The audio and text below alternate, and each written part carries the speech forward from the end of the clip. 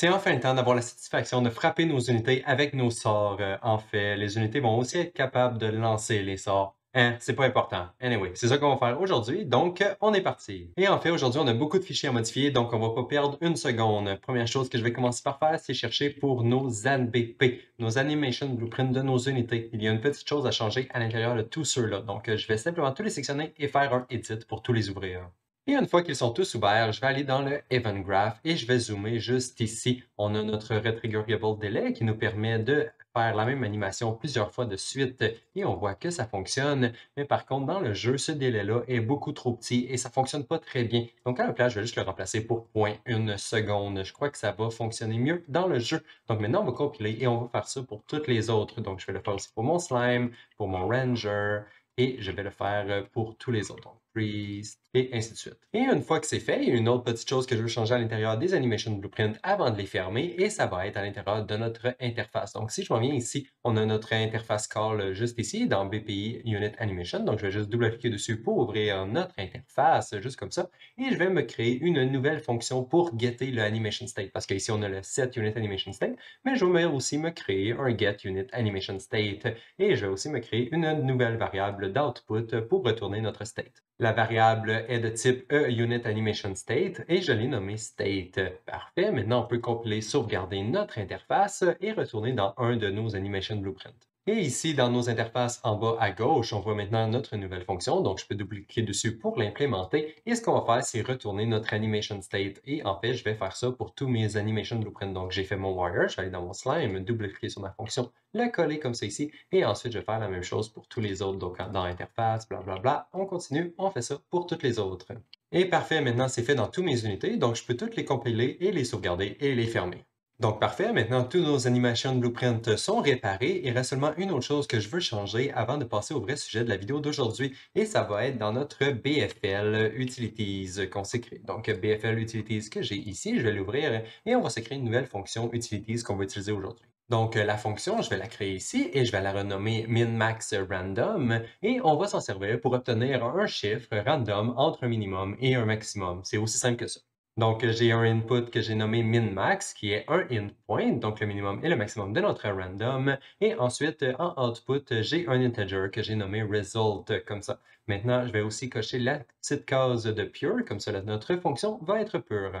Et c'est à ça que la logique de la fonction ressemble. Donc, si le minimum est plus petit ou égal au maximum, on va simplement appeler notre random integer in range, qui est la fonction de base d'Unreal, qui fonctionne très bien en lui passant le minimum et le maximum, donc x et y. Mais par contre, si jamais le maximum était plus petit que le minimum, on va inverser le x et le y. Ça, on va s'en servir pour quand on veut faire des dommages en négatif. Dans le fond, quand nos spells ils vont réduire le HP de l'ennemi, ça va être beaucoup plus simple pour nous si jamais on est capable de faire des ranges de -1 à -10 au lieu de devoir toujours écrire -10 à -1. C'est vraiment juste pour nous simplifier la vie. Donc voilà, c'est tout. Notre logique de fonction est très simple. On fait simplement un random entre deux chiffres. Parfait. Donc ça va être tout pour cette function library. Maintenant, on peut la fermer et on peut canceller notre recherche. Et voilà, maintenant on est prêt à passer à la vraie sujet de la vidéo d'aujourd'hui. Et donc, première chose qu'on a besoin pour que nos unités puissent s'attaquer avec des sorts jusqu'à la mort, c'est deux choses. Il nous faut du data dans nos unités. Donc, la première information qu'il faut qu'on ait, c'est quel spell que chaque unité peut caster. Et la deuxième information qu'on a besoin, c'est leur HP. Donc, combien d'HP qu'elles ont, combien d'HP qu'il leur reste, c'est quoi leur maximum et tout. Donc, on va aller se rajouter ça. Donc, je vais aller dans mes unités ici et je vais aller dans mes utilities et ouvrir notre SUnit Data Stats.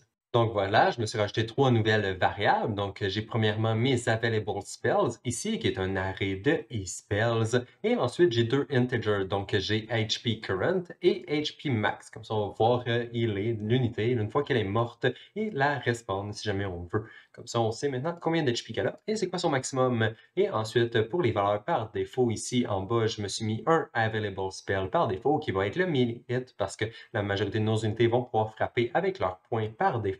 Et ensuite, pour le HP current et max, j'ai mis 50 et 50.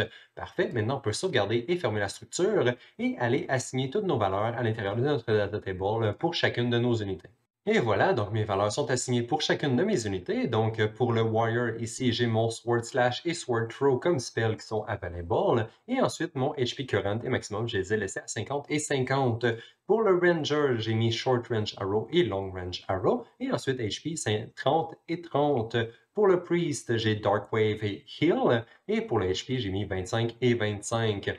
Pour le Slime, j'ai Melee Hit et Slime Ball avec HP de 20-20. Ensuite, pour le Chicken, j'ai Melee Hit et Run Chicken Run avec un HP de 10-10. Et finalement, pour le Bat, j'ai Melee Hit et Wind Gust avec un HP de 15-15.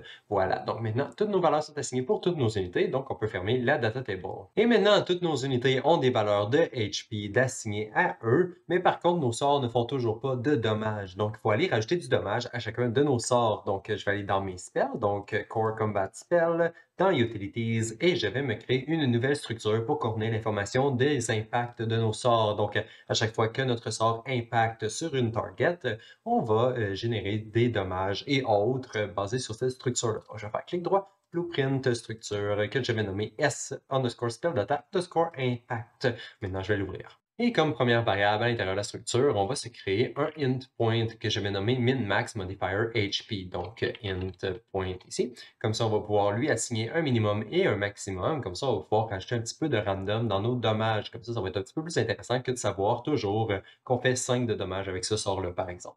Donc voilà, maintenant on a notre variable avec un minimum maximum en int point. On peut sauvegarder et fermer la structure et on va aller l'ajouter à l'intérieur de notre S spell data. Donc je vais ouvrir ça, me créer une nouvelle variable pour l'impact de notre sort. Et voilà, donc une variable de type SPellData Impact que j'ai nommée Impact. Parfait. Maintenant, on peut sauvegarder et fermer cette structure.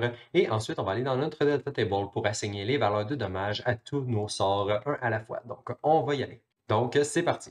Et mes valeurs sont pour mon test spell ici, j'ai mis un min-max de -1 à -2. Ensuite, pour mon melee hit, j'ai de -2 à -3. Mon Sword Slash est de -4 à -5. Mon Sword Throw va être de -3 à -5. Mon Short Range Arrow est -2, -5. Long Range Arrow, -1, -2. Dark Wave, -4, -6. Heal 2 et 3. Celui-là, il va soigner, il ne va pas faire en négatif. Slime Ball, -2, -3. Ensuite, pour mon Run Chicken Run, ça va être 0-0 parce que ça va être un buff de Movement Point. Donc, on ne va pas faire ça pour l'instant. On va le garder pour plus tard. Ensuite, le Wind Gust, ça va être -3, -4. Voilà, maintenant, on peut sauvegarder et fermer notre data table. Bon, enfin, je crois qu'on a enfin terminé avec toute le data et la préparation. Maintenant, on peut sauter dans le code pour vrai. Donc, on a deux choses à faire aujourd'hui. On a premièrement, on veut que nos unités soient capables de caster un sort. Et la deuxième étape, ça va être que l'unité puisse recevoir un sort, donc se faire attaquer par un sort. Donc, comme le casting du sort est plus simple, on va commencer par celui-là. Et la première chose qu'on a à faire, c'est populer notre spell bar basé sur l'unité qui est sélectionnée. Donc, on va aller faire ça en premier. Donc, je vais aller dans mon debug menu, dans mes actions ici, je vais ouvrir Button Action Cast Spell. Et ici, je vais aller directement dans le graphe. Et ici, pour se faire informer à chaque fois que l'unité qui est sélectionnée vient de changer, dans le construct, ici, je vais me attacher à un autre callback qui se trouve dans le player action. Donc, je vais prendre n'importe mon player action et chercher pour assign on selected tile changed, comme ça ici. Donc, ça va nous créer notre événement et notre callback. Je vais juste renommer mon événement et le déplacer en bas. Mon callback, je vais le laisser en haut et le connecter de cette façon. Donc, on s'attache aux deux callbacks, un à la suite de l'autre. Et maintenant, le callback va appeler cet event-là qui est ici. Et maintenant, pour la logique de ce qui se passe quand notre callback se fait appeler, on va descendre et faire la logique de notre événement juste ici. Et la première étape, c'est de s'assurer que l'action qui est sélectionnée en ce moment, c'est la même action que le bouton. Parce qu'on ne veut pas exécuter tout le restant de la logique ici si jamais c'est une autre action qui est sélectionnée. Parce que ce bouton-là est toujours vivant dans le widget, dans le user interface. Donc, on ne veut pas qu'il s'exécute en tout temps. Il veut seulement exécuter quand que l'action est sélectionnée. Donc, on s'assure que l'action est sélectionnée avant de faire autre chose. Et une fois qu'on est sûr que l'action est sélectionnée, la deuxième étape, c'est de regarder s'il y a une unité sur notre case. Parce qu'on vient de sélectionner une nouvelle case, on va regarder s'il y a une unité sur cette case-là. Donc, on prend le selected tile à l'intérieur de nos grid tiles et on regarde l'unité qui se trouve sur la case. S'il n'y a pas d'unité sur la case, eh bien, on va repopuler notre spellbar en utilisant un make array bid, comme ça ici. Donc, on va garder le même comportement qu'on avait avant. Donc, si on clique sur une case qui est vide, qui n'a pas d'unité, on va simplement populer la spell bar en utilisant tous les spells qu'on a dans notre jeu. Donc, on va pouvoir continuer de les tester sans problème. Mais par contre, si jamais l'unité était valide, on va changer les choses un tout petit peu. On va quand même faire un set spell list, on va quand même appeler notre fonction et régénérer notre spell bar, mais à la place d'utiliser un main carré vide, on va utiliser les spells qui se trouvent à l'intérieur de notre unité. Donc, on a notre unité ici, on a son unit data qu'on break pour avoir les stats, qu'on break pour avoir les available spells qu'on peut utiliser pour populer notre spell bar. Et voilà, donc là, on serait prêt à aller tester, mais par contre, juste avant d'aller tester, je me suis rendu compte qu'on avait un autre petit bug ici dans notre logique. Donc, je vais aller juste à la fin, ici, où on a notre délai avant d'appeler notre show spell range pattern. Avant d'appeler notre fonction, ce que je vais faire, c'est me rajouter un petit is valid, juste pour faire sûr que l'objet est encore valide. Parce que c'est possible, en fait, ça arrive dans le jeu en ce moment, que le délai est complète et l'objet a été détruit entre-temps. Je sais que le délai est très court, mais ça arrive. Donc, ça nous cause quelques petits problèmes ici et là. Donc, si on fait ça comme ça, on va pouvoir s'assurer que l'objet est encore valide avant d'appeler la fonction et Unreal devrait être content. Parfait. Maintenant, on peut compiler et fermer notre bouton et on peut aller tester in-game, voir ce que ça donne. Et voilà, donc là, je me suis placé quelques unités sur la grille pour voir ce que ça donne. Et bon, maintenant, j'ai rien de sélectionné, mais si je sélectionne une case, on voit que ma spellbar reste ici comme avant. Donc, elle conserve tous les spells de notre jeu. Donc, voilà, ça fonctionne exactement comme on veut. Et ensuite, si je clique sur une unité, on voit que ça montre seulement les sorts qui sont accessibles à cette unité-là. Donc ici, j'ai mon Ranger qui a les spells de Ranger, mon Healer, mes Bat qui est ici, mon Slime et mon Chicken. Ils ont chacun leur propre sort. Donc on voit que chacune des unités peut seulement caster les sorts qui lui sont assignés. Parfait, donc ça fonctionne. Mais par contre, là, si je sélectionne une de mes unités et que j'essaie de caster un sort, on voit que le sort se caste bien, donc ça, c'est pas un problème. Mais par contre, notre unité ne joue pas son animation d'attaque, donc on va aller devoir faire ça. On va faire en sorte que notre unité joue leur animation d'attaque lorsqu'on caste nos sorts. Donc, on va faire ça. Et la première chose qu'on va devoir aller faire, ça va être dans notre unité. Donc, je vais aller dans mes units et ouvrir BPI Unit. Et ici, je vais me créer une nouvelle fonction qu'on va appeler à chaque fois que l'unité va caster un sort. Donc, j'ai nommé la fonction unitCastSpell et je lui passe un int point qui va être le target index de l'unité qui caste son spell. Donc, vers quelle case on attaque? Pour la logique de la fonction, c'est relativement très simple. La première chose qu'on va commencer par faire, c'est un set actor rotation parce qu'on veut que notre unité regarde la target parce qu'on ne va pas lui dire attaque dans cette direction-là si jamais on veut vraiment attaquer notre target qui se trouve dans cette direction-là. Donc, on va tourner l'unité dans la bonne direction avant de jouer son animation d'attaque. Et pour trouver notre rotation, on va faire un find lookat rotation comme on a déjà fait avant. Et dans ce cas, je vais simplement splitter le start et le target parce que je veux simplement utiliser le X et le Y. Je veux pas la hauteur parce que je veux pas que mon unité regarde par en haut ou par en bas. C'est pas vraiment ce qu'on veut. Et ici, pour le start, je vais utiliser le get actor location qui va être l'actor location de notre unité, donc la position de notre unité en ce moment. Et pour le target, on va prendre la position de notre case target. Donc, target index, je regarde dans mes grid tiles, je trouve ma target index, je prends son transform location que je passe à mon find lookat rotation ici. Donc maintenant, notre unité regarde dans la bonne direction. Il reste simplement à lui dire d'attaquer. Donc, on fait un set animation state en utilisant le state attaque. Donc maintenant, notre unité devrait regarder dans la bonne direction et attaquer.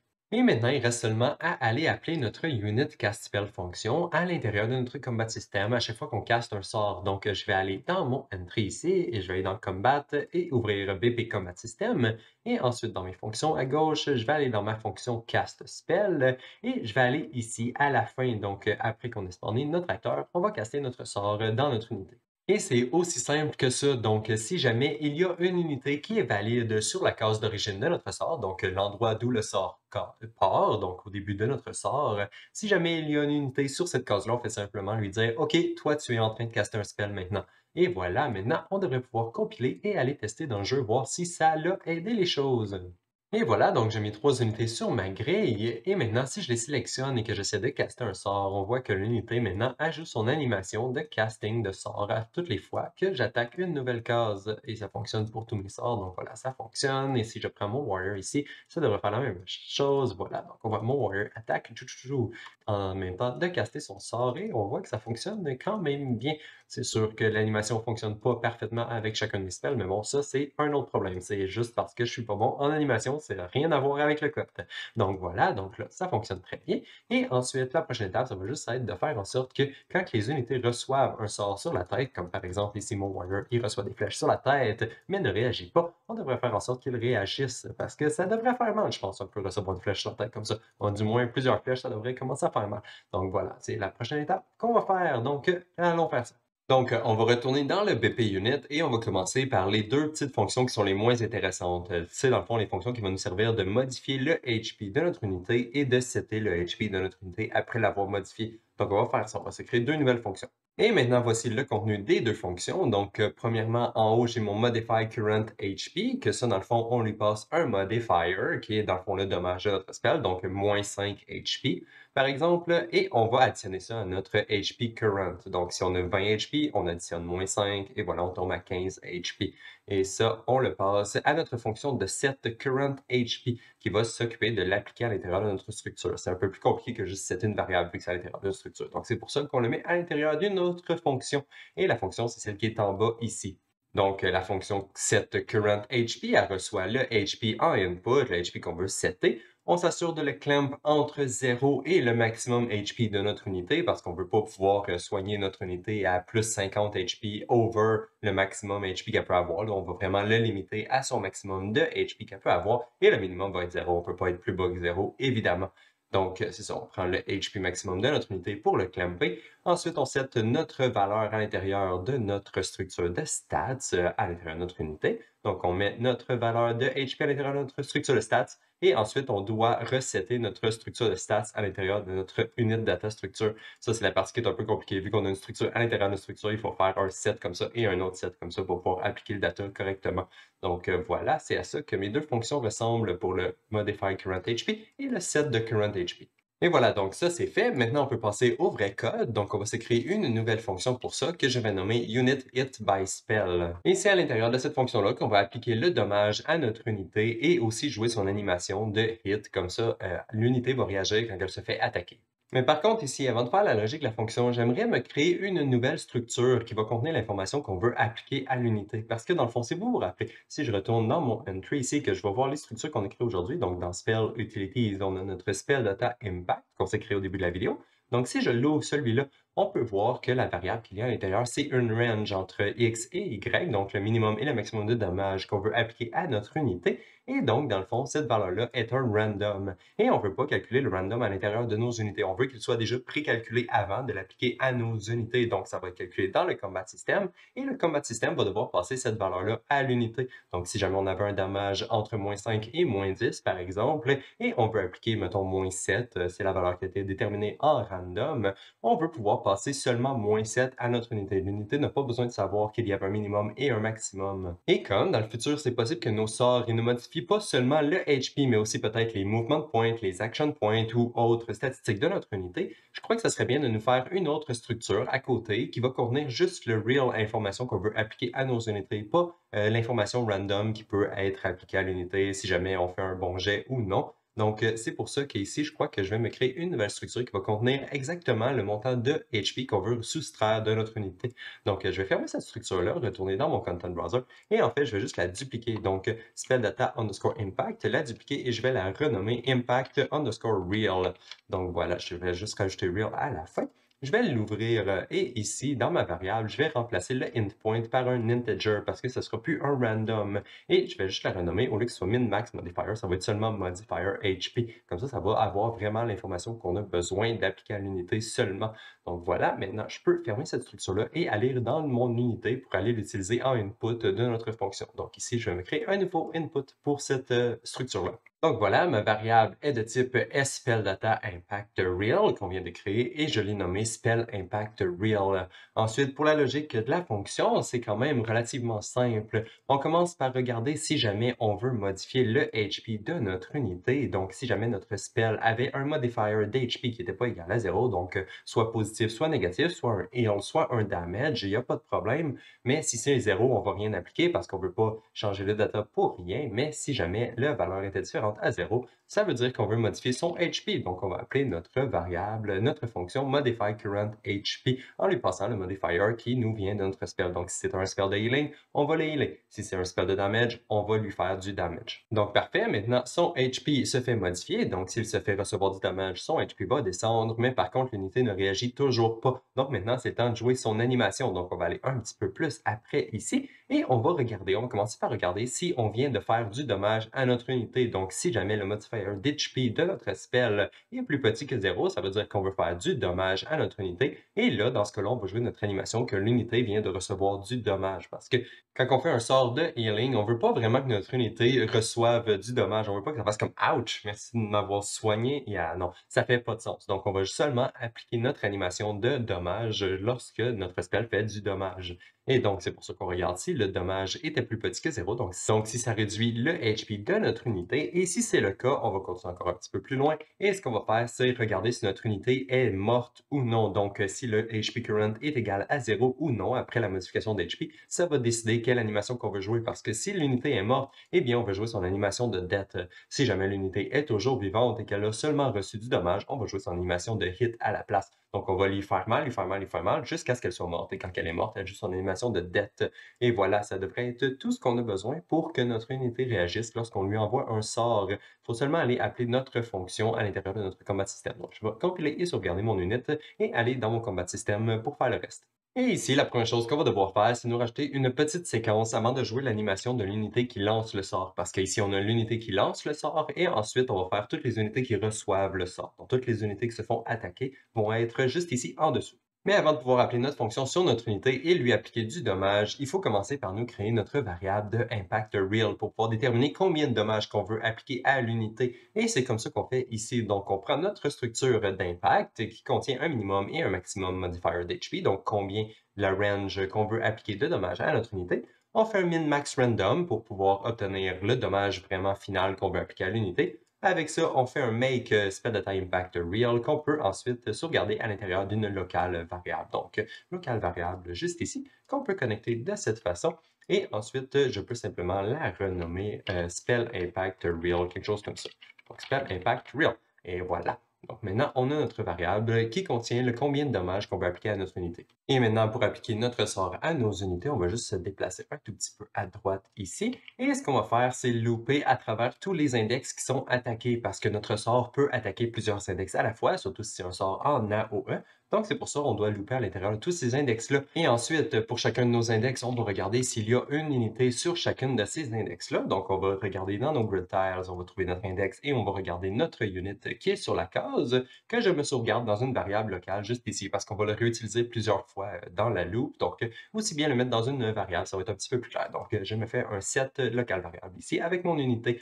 Ensuite, je regarde si mon unité est valide. Donc, je vais continuer ici. Si mon unité est valide, ça veut dire qu'il y avait une unité sur cette case-là qu'on vient d'attaquer. Et dans ce cas-là, on veut lui appliquer du dommage. Et c'est pour ça qu'on appelle notre unit hit by spell juste ici. Donc, on prend notre unité, elle est valide, donc elle doit recevoir du dommage et on lui applique le dommage juste ici. Voilà, maintenant, on devrait pouvoir compiler, sauvegarder et on devrait pouvoir les tester dans le jeu et les unités devraient réagir maintenant. Et voilà, donc maintenant, mon unité réagit à chaque fois qu'on lui lance un sort sur la tête. Donc, parfait, ça fonctionne. Par contre, j'ai l'impression que le timing est off un peu. L'unité ne réagit pas au bon moment. Elle réagit quand que je lance le sort et non quand que le sort finit sur sa tête. Donc, ça, c'est pas bon. On va réparer ça. Ça va prendre un peu de temps, mais bon, on va le faire parce que c'est pas très beau en ce moment.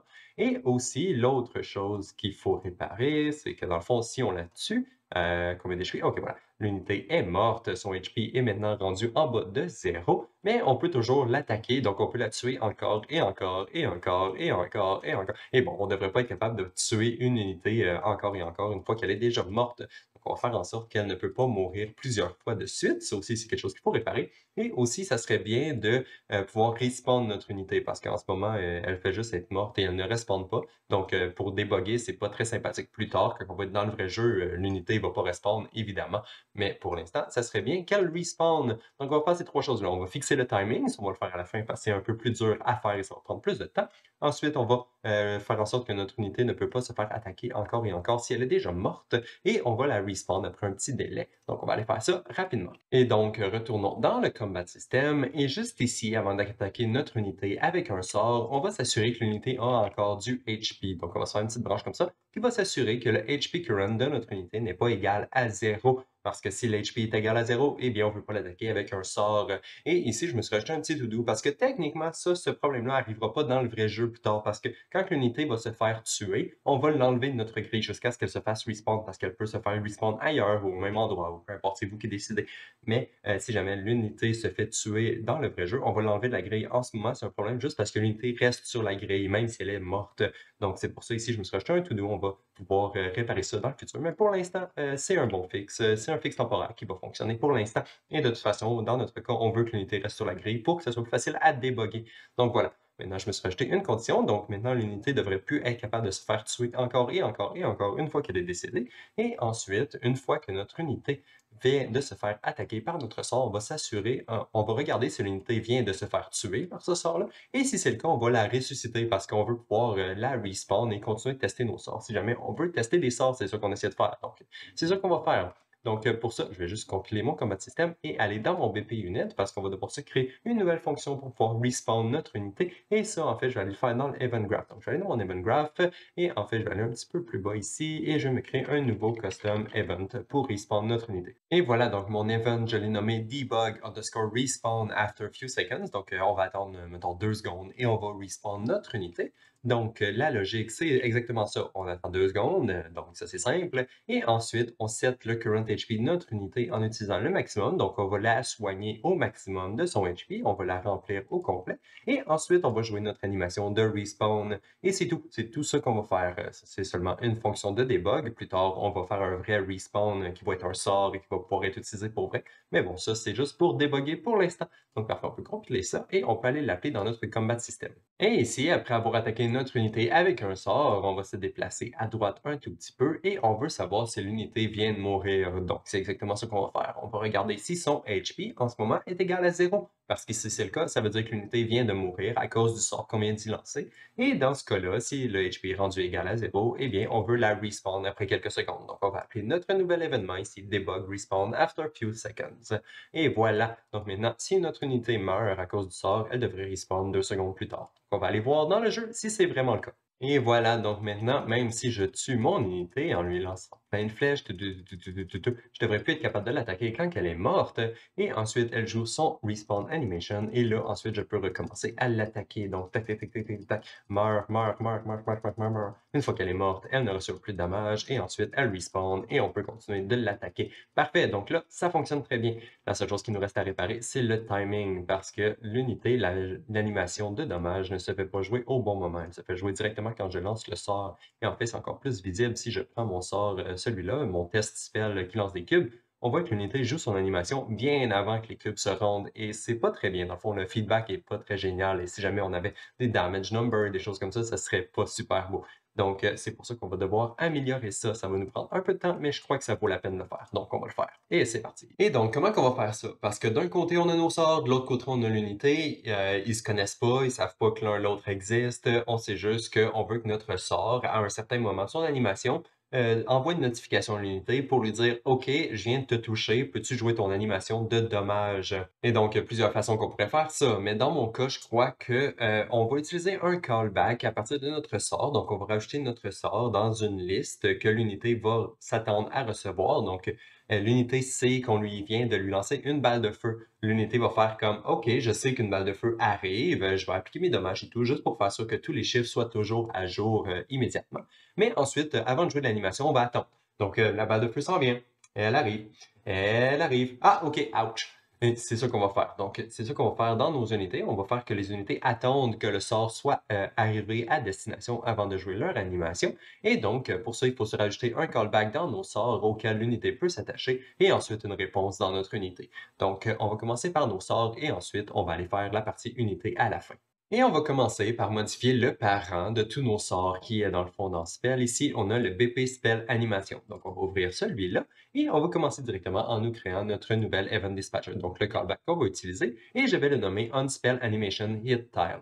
Et ensuite, en haut à droite, je me suis rajouté deux variables que je vais passer à mon callback. Donc, premièrement, j'ai un BP Spell Animation, qui est dans le fond le spell animation qui vient d'être casté. Ça va être juste plus facile pour nos unités d'identifier quel spell qui s'en vient. Donc, c'est pour ça qu'on fait ça comme ça. Donc, on va passer un spell animation qui est de type BP Spell Animation. On va toujours lui passer self, mais bon, il faut que la variable soit là. Et ensuite, on a un int point pour dire à l'unité, OK, voici tel index qui vient de se faire attaquer. Parce qu'on a des sorts qui attaquent en zone, qui attaquent plusieurs index. Donc, pour le même sort, il y a 10 index qui peuvent se faire attaquer. Donc, l'unité doit être au courant, OK, est-ce que c'est le même index que je suis dessus ou non? Parce que je ne veux pas recevoir du dommage si c'est l'index qui est à côté. Donc, c'est pour ça qu'on a ces deux variables-là ici en haut à droite. Et maintenant, on va avoir besoin de se rajouter une autre petite variable à l'intérieur de notre animated shape qu'on a juste ici parce qu'on spawn nos animated shapes, mais on leur dit jamais c'est quoi leur index.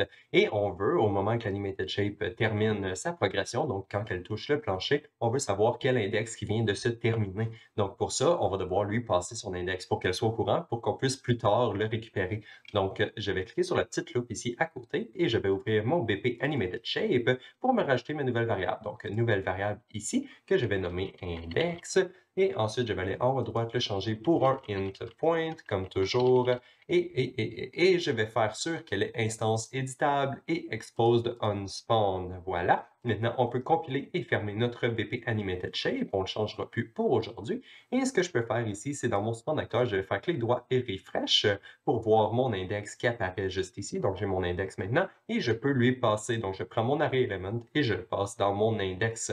Donc, maintenant, quand l'animated shape va se terminer, on va savoir quel index qui vient de jouer. Donc, on va pouvoir passer cet index-là à notre unité et lui dire, OK, si tu étais sur cette case-là, maintenant, tu peux recevoir du dommage. Et voilà, maintenant, on peut se déplacer à droite ici pour modifier notre callback ici. Donc, on va changer plusieurs choses. Premièrement, on va enlever notre branche parce qu'on ne l'utilisera plus comme ça. Et ensuite, je vais me faire un tout petit peu d'espace comme ça parce qu'on va rajouter plusieurs choses ici entre les deux. Donc, juste me faire un petit peu d'espace comme ça et on va rajouter plein de code ici. Et la première chose qu'on va faire, c'est appeler notre nouveau callback qu'on vient de se créer. Donc, à chaque fois que notre cube va toucher le sol, on peut maintenant appeler notre callback et lui dire, OK, cet index-là ici, qui est maintenant dans notre animated shape, vient de se faire attaquer par notre cube rouge. Donc, l'unité maintenant peut jouer son animation de hit si elle le désire. Ensuite, une fois que notre callback va être appelé, ce qu'on va faire, c'est on a déjà une liste de nos index qu'on veut attaquer ici. Donc, ce que je vais faire, c'est simplement enlever l'index qu'on vient d'attaquer. Comme ça, on va juste vider la liste un à la fois, juste pour se rappeler de tous les index qu'on a à attaquer. Et une fois qu'on va les avoir tous attaqués, on va pouvoir détruire notre spell animation parce que tous les index vont être attaqués déjà. Donc, plus besoin de garder le spell animation vivant. Donc, c'est pour ça ici qu'on va le détruire. Et pour regarder si jamais on vient de tout jouer les animations et que toutes les animations sont complétées, on va simplement regarder si la length de notre array d'attaque index est maintenant rendue à 0 parce qu'on les enlève tous un à la fois à chaque fois que l'animation se complète. Donc, dès que toutes les animations se sont complétées, notre liste ici techniquement devrait être vide. Donc, notre length devrait être égale à 0 et maintenant on peut détruire notre sort comme ça. Donc voilà, maintenant ça devrait avoir réparé notre spell animation de base. C'est sûr qu'il faut faire la même chose pour tous les autres sorts. Il faut adapter notre code, mais ça va être la logique initiale pour notre test de base. Et on peut maintenant aller passer à tous les autres sorts. Et on va commencer par le Wind Gust parce que ça ressemble beaucoup à celui-là. Donc, ce que je vais faire, c'est premièrement copier toutes ces notes-là ici parce qu'on va toutes les réutiliser vu que c'est exactement la même chose. Donc, je vais retourner dans Entry et je vais aller dans mes Spell Components. Ici, j'ai mon Animated Wind Gust. Donc, on va l'ouvrir et on va se créer notre variable pour notre index, comme on l'a fait pour les cubes. Donc, index qui est instance éditable et expose on spawn et qui va être un int point. Voilà, donc maintenant, notre variable est créée. On peut fermer le Animated WindGust et maintenant, on peut aller ouvrir le WindGust pour vrai. Donc, dans Spell Animation, ici, j'ai mon WindGust qui doit être ici, BP Spell Anim WindGust. Donc, je vais l'ouvrir et faire la logique là-dedans. Et maintenant, ici, on va faire la même chose qu'on avait fait dans notre BP Spell Animation. Donc, premièrement, notre Do Once, on peut le supprimer. On ne s'en servira pas. Ensuite, pour le spawn acteur ici, je peux faire clic droit dessus et le refresh pour avoir accès à notre index variable qu'on vient de créer. Index que je vais reconnecter dans ma for each loop. Donc, je prends ma for each loop et je connecte mon index. Une fois que ça c'est fait, on peut retourner à la fin ici et coller le code qu'on avait copié à partir de notre BP Spell Animation. Donc, tout ce code-là ici. Donc, je vais juste le reconnecter de cette façon ici. Voilà. Et maintenant, je vais prendre mon index à partir de mon animated shape. Donc, get index. comme ça. Comme ça, on peut tout reconnecter ensemble, donc ici et là, et voilà. Donc maintenant, notre animation fonctionne. Il reste seulement une dernière petite chose à faire avant de compléter cette animation-là, par contre. Parce que si on retourne ici au début, on voit qu'on ne spawnait jamais d'animation de Animated WindGust pour la Target Tile, vu que celle-là était au centre de notre animation et que l'animation allait vers l'extérieur. Techniquement, le point de centre se fait attaquer immédiatement, pas besoin de spawner aucune animation ou rien. Donc, à la place, ce que je vais faire, c'est jouer, en fait, notifier ici notre Unspell Animation Hit Tile directement au tout début pour notre target tile. Comme ça va le notifier immédiatement. L'unité va se faire attaquer immédiatement quand on casse notre sort. Et c'est ça qu'on veut. Donc, ce que je vais faire, c'est juste copier mes nodes que j'ai ici. Donc, le remove et le call on animation hit tile, le callback et le remove. Et je vais aller les coller au tout début. Donc, on va faire ça au tout début ici. On va notifier notre unité directement et ensuite, on va enlever le target index de notre array immédiatement au tout début. Donc, je vais prendre mon target index, le mettre ici, le connecter et m'en venir ici et le connecter là aussi. Donc voilà, maintenant, notre unité se fait immédiatement avertir que le spell l'a attaqué sur la case initiale. Ensuite, elle est retirée de notre target index comme on veut. Et ensuite, pour ici, je vais simplement supprimer notre branche parce qu'on n'a plus besoin de cette comparaison-là vu que l'index ne se trouve plus à l'intérieur des attacked index. Parfait. Maintenant, on peut compiler, sauvegarder et on a terminé avec le spell anime Windgust. Donc, on peut le fermer. Et maintenant, il faut aller faire la même chose dans tous nos autres sorts, mais par contre, ça va être beaucoup plus simple parce que tous les autres sorts ne spawnent pas d'autres objets, ils font seulement jouer leur animation et c'est tout. Donc, ça va être beaucoup plus rapide. Je vais retourner dans Entry et je vais sélectionner tous mes sorts, sauf le Windgust parce qu'on vient de le faire, donc on n'a pas besoin de le faire une autre fois. Et ensuite, je vais juste les edit pour les ouvrir. Et maintenant qu'ils sont tous ouverts, je vais commencer par un d'entre eux, c'est pas vraiment important, ils sont tous pareils. Donc, on va commencer par le Sword Throw parce que c'est celui que j'ai ouvert ici. Donc, je suis dans mon event graph de mon Sword Throw. Donc, je suis ici dans ma timeline. C'est ici que mon animation elle joue et je vais aller juste après. Donc, une fois que l'animation est en train de jouer et pendant qu'on set notre animation, ce qu'on va faire, c'est on va se trouver un point dans notre animation à tel temps qu'on veut attaquer notre unité, à quel moment dans notre animation qu'on veut dire à l'unité, OK, tu viens de te faire attaquer. Et on va faire ça en comparant la playback position de notre timeline. Donc, on va se trouver un temps dans notre timeline auquel c'est le bon moment de notifier notre unité, OK, tu viens de te faire attaquer. Donc, ici, ma valeur est setée à 0. On va la changer dans pas trop long. Je vais vous montrer comment je détermine la valeur que je vais assigner à chacun de mes spells. Mais pour l'instant, je vais le laisser à 0 pour faire le restant de la logique. Donc, on compare avec un moment dans notre timeline, ça peut être le temps qu'on veut. Et une fois qu'on a dépassé cette valeur-là, on va notifier notre unité. Donc, première chose qu'on fait, c'est un do once parce qu'on veut seulement notifier notre unité une fois. On ne veut pas l'attaquer 200 fois tout au long de notre timeline. On veut seulement l'attaquer une fois. Et une fois que le do once s'exécute, ce qu'on fait, c'est appeler notre unspell animation hit tile parce que notre spell animation vient de toucher la case. Donc, c'est le moment de dire à notre unité, OK, tu viens de te faire attaquer. Et maintenant, pour déterminer la valeur de notre compare ici, pour savoir à quel moment qu'on veut attaquer notre unité, ce que je vais faire, c'est aller dans ma timeline. Donc, je vais ouvrir ma timeline ici et trouver un point dans notre animation que notre épée est en train de toucher notre target. Donc, ici, c'est à 0.25 secondes. Est-ce que c'est assez proche? Je crois que oui, ça peut être pas trop pire, ou sinon, on va un peu plus loin, ça serait à 0.30 secondes peut-être.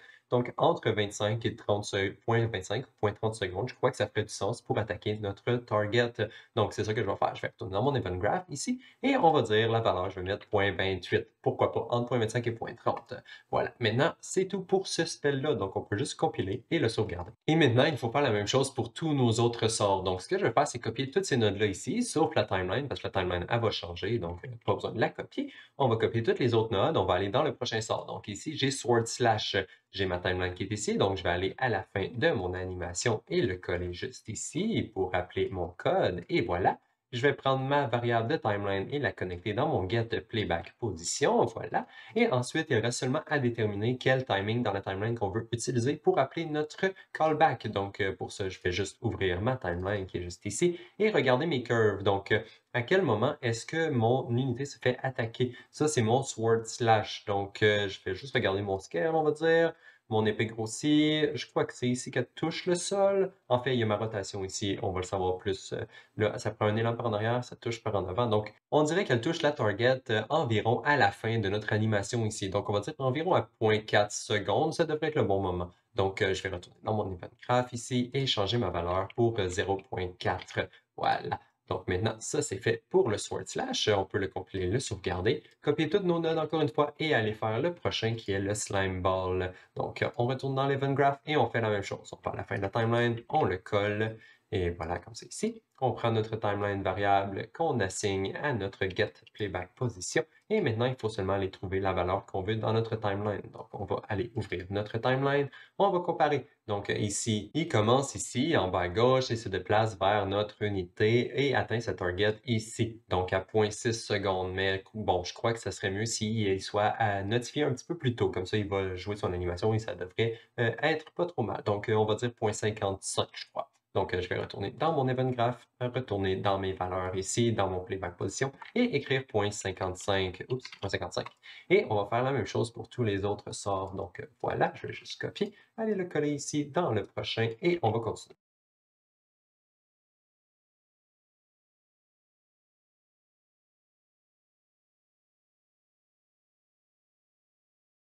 Et voilà, donc là, j'ai fait toutes mes animations et je vais vous donner toutes mes valeurs si jamais vous voulez les copier. Donc, ici, dans le short range arrow, j'ai 0,35 comme valeur. Ensuite, dans le slime ball, j'ai 0,55. Dans le run chicken run, j'ai 0,2. Dans le long range arrow, j'ai 0,6. Dans le heal, j'ai 0,2. Dans le dark wave, j'ai 0,2 aussi. Et dans le melee hit, eh bien, celui-là, il n'est pas fait encore, donc on va le faire.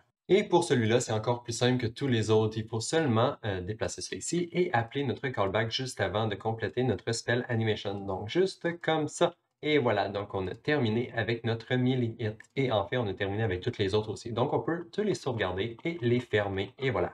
Et on a presque terminé. Il reste seulement quelques petites choses à changer dans le BP Unit et dans le Combat System pour finir la vidéo d'aujourd'hui. Donc, on va commencer par le BP Unit. Ici, je vais aller dans ma fonction Unit Hit by Spell ici et je vais aller tout au début, juste au moment où on se fait attaquer par un sort. Et c'est ici qu'on va dire à notre unité, OK, voici le sort qui va t'attaquer. Tu n'es pas obligé de recevoir les dommages maintenant, mais tu vas les recevoir bientôt. Prépare-toi à les recevoir. Donc, pour ça, on va lui passer le sort qui est en train de se diriger vers lui. Donc, je vais m'ajouter un nouvel input ici qui va être de type BP Spell Animation que je vais nommer Spell Animation.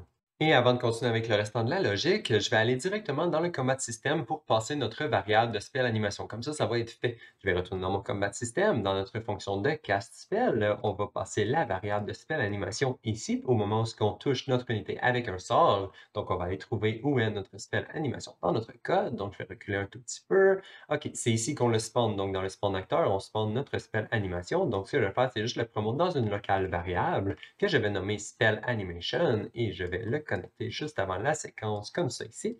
Donc, on crée notre sort et on a une variable vers ce sort-là. Et maintenant, on peut retourner à la fin, là où on attaque notre unité par ce sort-là. On va lui dire, voici le sort qui s'en vient. Voilà, on lui passe la variable en input. Donc, voilà, maintenant l'unité est au courant de quel sort qui est en train de se déplacer vers lui. Parfait, on peut retourner dans le BP Unit et continuer. Et maintenant, ici, ce qu'on va faire, c'est nous créer une liste qui va se rappeler de tous les sorts qui s'en viennent vers nous, parce que c'est possible qu'on ait plusieurs sorts qui s'en viennent dans notre face en même temps. Donc, on va avoir une liste pour pouvoir s'en rappeler et pour pouvoir bien réagir ensuite. Donc, on va se créer une nouvelle variable pour faire ça. Je vais appeler la variable incoming spell impacts parce que ça va se rappeler de toutes les animations et tous les impacts qui s'en viennent vers nous. Et ce qu'on va faire, c'est changer le variable type pour spell animation, donc BP spell animation. Et ensuite, je vais changer le type de variable. À partir d'une variable normale, je vais la remplacer par une map ici. Et le deuxième type de notre variable va être le impact real. Impact real. Parce qu'on veut être capable de savoir si le spell qui vient de nous toucher, est-ce que c'est un spell qui est supposé nous faire du dommage, nous soigner ou tout autre effet, parce qu'on peut réagir notre animation dépendant du spell qu'on vient de recevoir. Donc, c'est pour ça qu'on a besoin de se rappeler les deux. Et c'est pour ça qu'on fait un mapping entre les deux, entre notre animation et notre impact. Donc, ici, j'ai mes deux inputs qui me viennent du début de ma fonction. Et ce que je vais faire, c'est simplement les ajouter à l'intérieur de ma liste. Donc, dans ma map, ici, je vais me faire un add. Je vais les connecter les deux comme ça. Je vais les connecter au tout début de ma fonction de cette façon. Comme ça, maintenant, notre unité est prête.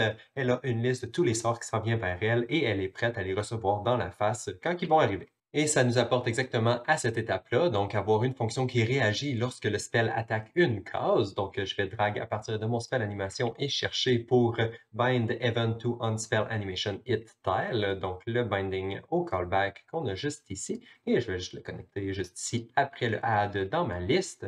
Ensuite, à partir de notre event, on peut se faire un create event de cette façon. Et ensuite, dans le select function, on va se faire une create matching function. Comme ça, Unreal va créer la fonction pour nous. Donc, voici notre nouvelle fonction. Je vais juste la renommer pour unspell animation hit tile parce que c'est plus beau. Et ici, on va vérifier quelques petites conditions avant d'appliquer le sort à l'unité. Donc, première condition à regarder, on va regarder si notre index en ce moment que l'unité se trouve sur la case est le même que l'index qui vient d'être attaqué par le sort, parce que si c'est un sort en AOE, c'est possible qu'elle attaque les cases autour. Et dans ce cas-là, on ne voudrait pas réagir. Donc, est-ce que c'est la case que l'unité est dessus? Ensuite, le prochain check, c'est est-ce qu'on a déjà processé ce sort-là? Donc, s'il est encore dans la liste de Incoming Spell Impact, ça veut dire qu'on ne l'a pas déjà processé. Donc, ça, c'est bon. Techniquement, ce check-là n'est pas si nécessaire que ça si jamais votre code est bien fait et que vous appelez seulement votre callback une fois pour chacun de vos sorts. Mais bon, si jamais ça arrive que vous faites une erreur, ça, au moins, ça va empêcher de causer d'autres erreurs plus loin. Ça va arrêter là. Donc, voilà, on regarde si on a encore besoin de processer ce sort-là. Et si c'est le cas, eh bien, je vais juste prendre la variable ici et le sauvegarder dans une variable locale que j'ai juste ici. Donc, j'ai mon spell impact real, qui est une variable locale que je viens de me créer, comme ça. Comme ça, on va pouvoir réagir basé sur cette variable-là. Et une fois qu'on a notre variable, maintenant, c'est possible d'enlever notre spell animation de notre liste parce qu'on est en train de le processer. On n'en aura plus besoin de le garder dans notre liste pour le futur. Donc, on peut simplement le remove comme ça ici. Et ça nous amène à la dernière chose qui nous reste à faire dans cette vidéo-là, et c'est dans le fond de jouer notre animation de notre unité. Donc, je vais retourner dans mon Unit Hit by Spell ici, et je vais zoom out et aller à la fin. Donc, ici, toutes ces nodes-là, c'est les nodes qui s'occupaient de trigger notre animation de notre unité. Donc, je vais juste couper toutes ces nodes-là et les déplacer à l'intérieur de notre Unspell Animation Hit Tile, parce que c'est ici qu'on va jouer notre animation à la place. Donc, je vais juste toutes les coller ici à la fin. Voilà. Donc maintenant, on devrait avoir fini. Notre animation devrait jouer comme il faut lorsque le spell touche notre unité. Donc on peut compiler, sauvegarder et aller tester pour voir. Bon, OK, testons nos spells pour voir à quoi ça ressemble. Donc, je vais commencer par mon spell par défaut. Donc, je vais juste le caster ici. OK, l'unité réagit quand le cube il tombe sur la tête. Parfait. Donc, celle-là est bien. Ensuite, pour le punch, je vais à la côté. Je frappe l'unité. OK, bon, l'unité réagit, c'est bien. Ensuite, le sword slash, frapper l'unité. Ah, le timing est de l'air bon. Elle réagit quand l'épée lui tombe sur la tête. Parfait. Le sword throw maintenant, je vais juste me déplacer ici et lancer mon épée. OK, bon, elle est morte, donc voilà. Mais on dirait qu'elle réagit au bon moment, au moment où l'épée l'attaque. Parfait. Mon short range arrow. OK, lui, le timing est un peu off. On dirait que la flèche a le temps de traverser avant que l'unité réagisse. Donc, je vais juste l'ouvrir et on va la modifier un tout petit peu. Mais avant, on va regarder les autres choses qu'on a besoin de modifier. Donc, long range arrow pour voir. OK, celui-là, bon, l'unité est décédée, donc on va attendre qu'elle revienne. OK, voilà. Donc maintenant, long range arrow, OK, on dirait qu'elle réagit au bon moment. Parfait, la flèche lui tombe sur la tête et elle réagit. Le dark wave, celui-là ici, bon, OK, j'ai pas de réaction de mon unité, donc ça, c'est un problème, il va falloir réparer ça. Ah, mais elle réagit quand même, elle meurt quand même, c'est juste qu'elle réagit pas à l'animation. OK, on va ouvrir notre dark wave pour voir le problème. Ensuite, on a notre healing, lui, elle ne devrait pas réagir et elle ne réagit pas, donc c'est parfait. Ensuite, j'ai mon slime ball, donc je lance des slime balls à côté de mon unité, on voit qu'elle ne réagit pas, bon, c'est un problème. Et ensuite, si je lance dessus, OK, là, ça marche. Donc, on dirait que c'est le même problème que mon dark wave. Si je lance à côté, l'unité ne réagit pas. C'est étrange. Si je lance dessus, elle réagit. Si je lance à côté, elle ne réagit pas. OK, il va falloir réparer ça aussi. Donc, je vais ouvrir mon slime ball. Ensuite, mon run chicken run, bon, lui, il fait rien, donc c'est pas vraiment un problème. Et finalement, mon wind gust, on va voir.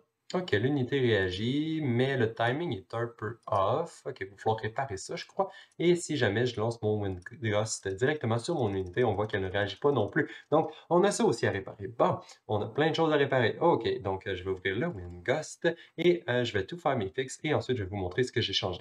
Donc, pour les modifications que j'ai faites dans le short range arrow, c'était très simple. J'ai simplement changé la valeur du playback position pour le mettre à 0.2 à la place de la valeur qui était avant. Donc ça devrait fixer le timing et maintenant on peut passer au Dark Wave. Donc ici, celui-là est un petit peu plus complexe. Donc là, je suis à la fin ici, à la fin quand on joue notre animation, quand on notifie notre unité.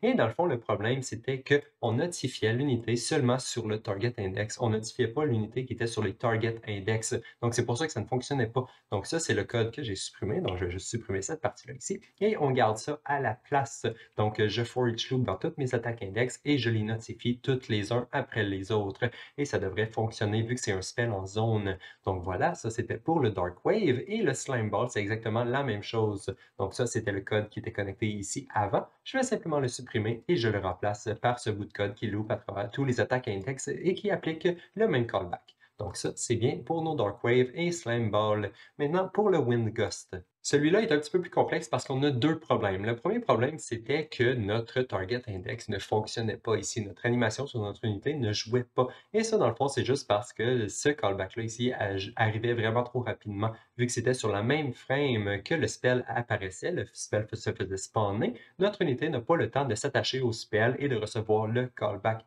Donc, à la place, ce que j'ai fait, c'est simplement rajouter un petit délai, un tout début ici. C'est pas très beau, c'est pas un fixe qui est très élégant, mais ça va être suffisant pour l'instant. De toute façon, nos spells sont pas mal juste des spells de debug pour l'instant, donc on pourrait réparer ça plus tard si ça nous cause des problèmes. Et ensuite, le deuxième problème qu'on avait avec le Wind Gust, j'ai dû modifier le BP Animated Wind Gust. Et dans le fond, ce que j'ai changé ici, c'est le timing, parce que dans le fond, si on s'en vient ici à la fin de notre timeline, on appelait notre Unshape Animation Completed à la fin de la timeline, ce qui fait du sens. C'est juste que ça arrivait trop tard. Maintenant, notre unité, le projectile l'avait déjà traversé beaucoup avant que l'unité réagisse. Donc, je crois que ça, c'est un petit peu trop tard pour appeler notre Unshape Animation Completed. Donc, je vais juste le supprimer, reconnecter le delay, le destroy actor à la fin comme ça. Ça, il n'y a pas de problème, ça fonctionne très bien. Mais par contre, à la fin de notre timeline ici, pendant la timeline, on fait exactement la même chose que j'ai fait dans tous mes autres spells. Donc, à la place d'appeler notre Unshape Animation Completed directement à la fin, je vais le faire en plein milieu de la timeline, à un moment qui fait du sens. Donc, pour le timing, je me suis dit que 0.35, ça fait du sens et ça réagit bien avec nos unités. Donc voilà, donc notre Unshape Animation Completed va se faire appeler avant que la timeline soit terminée. Bon, ça ne causera pas de problème, donc ça devrait être correct. Parfait. Maintenant, on peut compiler, sauvegarder tout ça et aller voir in-game que nos spells sont beaucoup mieux. Et voilà, donc maintenant, mon Short Range Arrow ressemble à ça. On voit que l'unité réagit aussitôt que la flèche commence à la traverser. Ensuite, pour le Dark Wave, si je caste mon spell maintenant, il fonctionne, donc parfait. L'unité vient de mourir, c'est bien. Et ensuite, pour mon Slime Ball, même chose. Si je caste mon spell, on voit que ça fonctionne. Et finalement, pour le Wind Gust, on voit que le timing est beaucoup mieux. Maintenant, l'unité réagit aussitôt que le Wind Gust le touche. Et quand on le caste directement dessus, on voit que ça fonctionne très bien aussi. Parfait. Donc là, il y a une dernière petite chose que je veux changer aujourd'hui. Encore une dernière, mais cette fois-là, c'est la dernière pour vrai. Dans le fond, si jamais on spam nos spells ici, on voit que l'unité peut mourir plusieurs fois avant de mourir pour vrai. Dans le fond, ça arrive juste parce qu'on queue les animations de plein de spells en même temps, puis aussitôt que l'unité commence à mourir, il y a encore des flèches dans les airs qui tombent sur sa tête et qui trigger le Death Animation. Donc ça, on va faire en sorte que, dans le fond, si l'unité est déjà en train de mourir, ben on va pas lui dire meurt encore, là, parce qu'elle est déjà en train de mourir. Donc pas besoin de la retuer une autre fois. Donc on va aller faire ça rapidement dans le BP Unit avant de compléter la vidéo. Donc ça, on fait ça ici, notre animation de Death. Donc avant d'appeler notre Death Animation ici, on va juste regarder et faire sûr qu'on n'est pas déjà en Death Animation. Mais avant de faire ça, on va devoir se créer une nouvelle fonction pour accéder à notre animation actuelle. Donc on va faire une nouvelle fonction ici. Et c'est à ça que la fonction ressemble. Donc, je l'ai nommée getAnimationState et elle est super simple. On fait simplement appeler notre nouvelle interface fonction qu'on a créée au début de la vidéo. Donc, ça fait quand même un petit moment, là. Mais bon, on a créé ça aujourd'hui. Donc, on l'a créé au début. C'est là qu'on va l'utiliser. Donc, à partir de notre animation blueprint, on appelle notre nouvelle interface fonction, donc getUnitAnimState, et on le retourne à la fin de la fonction ici. Donc, je retourne le state qui est un unitAnimationState et voilà. Et je vais aussi mettre ma fonction pure, juste pour que ce soit plus facile à appeler. Maintenant, on peut compiler tout ça, aller retourner dans notre onSpell animation it tile, et ici, on va l'appeler juste avant de set notre det animation juste ici. Donc, on va juste prendre notre animation state, faire sûr qu'elle n'est pas égale à det, comme ça, on sait que l'unité n'est pas déjà morte, et ensuite, on peut setter notre nouvelle animation state. Voilà. Bon, maintenant, on peut compiler, sauvegarder le tout, et je crois que ça devrait être tout pour aujourd'hui, mais bon, on va quand même essayer, voir si ça fonctionne. Et voilà, donc maintenant, si j'essaie de caster mon sort sort sur une de mes unités. On voit qu'elle reçoit toutes les flèches et quand elle est morte, elle ne devrait plus recevoir le hit animation ni le death animation jusqu'à ce qu'elle respawn et voilà. Donc maintenant, ça fonctionne beaucoup mieux. Parfait, donc je crois que ça va conclure la vidéo d'aujourd'hui. Et maintenant, on est capable d'avoir des unités qui castent des sorts sur d'autres unités. Donc on a des heals, on a du dommage, donc si jamais nos unités peuvent attaquer les autres unités, ça fonctionnerait, mais en ce moment, ça fonctionne pas. Ça, c'est pas grave. Et ici, mettons, j'ai mon Ranger, je peux l'utiliser pour attaquer mes autres unités. Et on voit que ça fonctionne. Je vais aussi prendre mon Long Range Arrow pour voir que ça fonctionne aussi bien. Voilà, mes unités sont maintenant capables de s'attaquer les unes les autres. Donc, parfait. Ça fonctionne très bien. Et ça va conclure la vidéo d'aujourd'hui. Donc, on se revoit dans la prochaine. Bye bye!